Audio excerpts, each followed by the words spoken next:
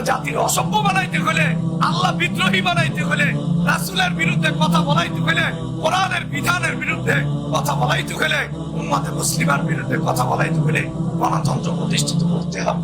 যে জিনিস, যে গণতন্ত্র আল্লাহর বিধানকে রাষ্ট্র থেকে বার্তা দিছে, পরিবার থেকে বার্তা দিছে, সমাজ থেকে বার্তা দিছে, মানুষকে শিখাইছে মানুষের বিধান মানলে কোরআনকে ছুঁড়ে ফেলবে, মুসলমান দাবি হওয়ার পরেও দিলের ভিতরে কোনো আক্ষেপ আসবে না, যে গণতন্ত্র এটা শিখাইছে সব জায়গা থেকে আল্লাহর বিধানকে মিটায় দাও, এটার ভিতরেই তোমার স্বাধীনতা।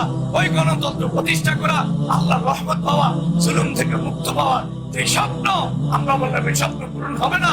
সর্বোচ্চ যারা গণতন্ত্রের দাবিদার ওদেরকে পরিবর্তন করা আরেক দল দাবিদারকে প্রতিষ্ঠিত করা হবে। এরপরে আবার রক্ত দেওয়ার জন্য আপনাদের তৈরি হতে হবে। এই রক্ত যাবে গণতন্ত্রের জন্য, নতুন ভাবে গণতন্ত্র সাজানোর জন্য। এই খেলায় 200 বছর ধরে চলছে।